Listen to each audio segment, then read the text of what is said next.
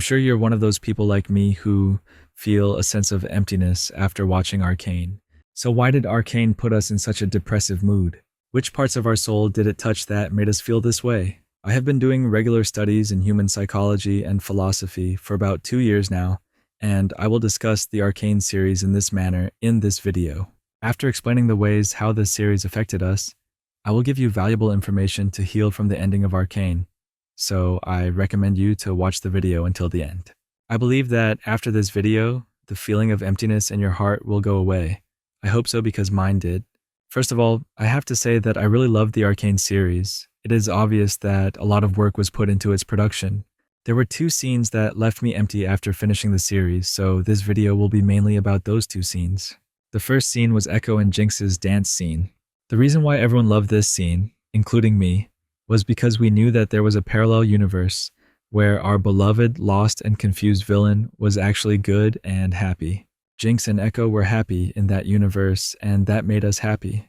So, as I said at the beginning, from a philosophical and psychological point of view, why were we so happy about the scene?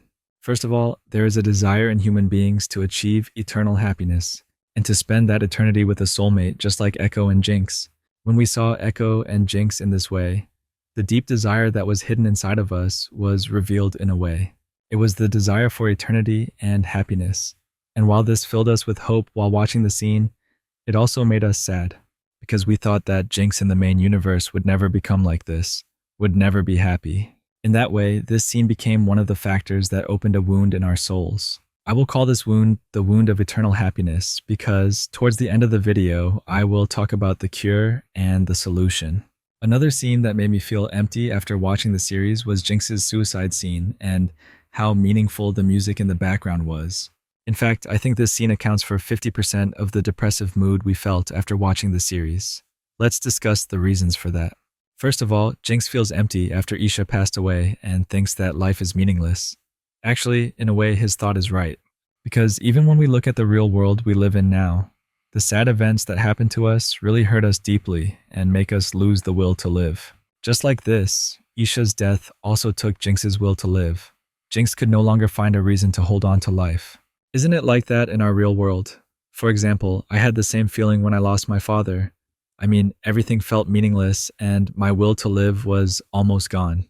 Because think about it, in 100 years, there will be nothing of this world. Neither you nor your family. Everything will be gone. Nobody will remember you and your family. And even if they do, it will only be for 20, 30 years. And then everything will be over. So this world is really a wasteland, as the music says. This world is not a place to be attached to. Luckily, at the end of the suicide scene, Jinx thinks of Vi, his sister, and gets hope again thanks to Ekko's meaningful words to her. But if you ask me philosophically, this hope is not a long-term solution because in a scenario where Vi dies, Jinx in the main universe might go into suicidal moods again. So after talking about the scenes we just mentioned and the wounds that are opened in our souls, I think it's time to talk about the solution to these spiritual wounds. Should the cure be a new League of Legends series? I think not. First of all, we called the effect of the Ekko and Jinx dance scene on us the wound of eternal happiness, because one of the deepest desires of human beings is to live forever.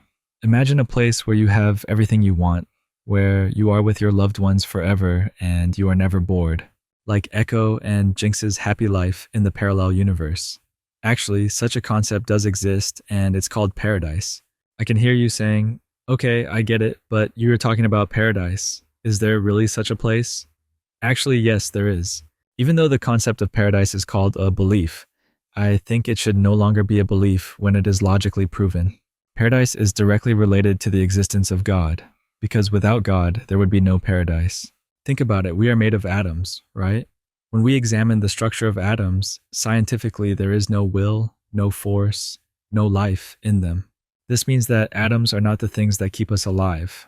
At the same time, if atoms don't have these properties, then I conclude that there is a being behind the matter that controls and uses atoms. And since he chose to create me as a human being, he has the will, has the force to create everything. And I say that he must be the only true God beyond matter, the creator of everything. Yes, the proof of God is actually that simple. When you think deep inside your soul, you realize that this is indeed true. So let's get to the real issue, paradise. A place where we can live and be happy forever. with someone we love and who is our partner, like Ekko and Jinx. When we understand the ultimate purpose of our coming into this world, we feel the wound that the Ekko and Jinx dance scene caused in us. Because someone who doesn't believe in the existence of a place like paradise will remain in that torment all the time, whereas someone who believes in paradise knows that he or she will be happy and stay there forever with the person he or she loves. So let's talk about Jinx's suicide scene. The wound that was opened in our souls in the scene was that the world is meaningless and that it's really a wasteland. I mean, whatever we attach to in this world is going away and is doomed to go away. So, human beings are not really the kind of beings who should attach their ultimate purpose to this world. One and only true God mentions this in his holy book, the Quran. This worldly life is no more than play and amusement, but the hereafter is indeed the real life, if only they knew. I think Jinx was a character who understood the first part of this verse. That's why Jinx wanted to commit suicide. Since she doesn't believe in the hereafter, she can't see any reason to attach to this world, and she loses all hope.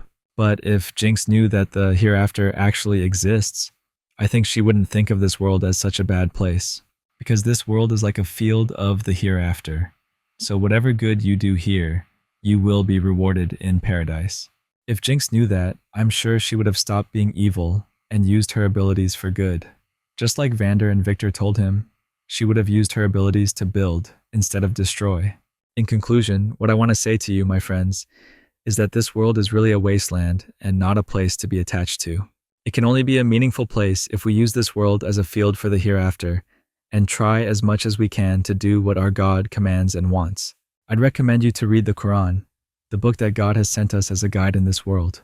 Arcane was only one of the reasons that left the human soul a little bit wounded, whereas in this world, many more things wound our souls. And the cures for these wounds are written in the Quran. I would love to see everyone who watches this video in paradise. If you're interested in such cures, I would recommend the YouTube channel called Towards Eternity.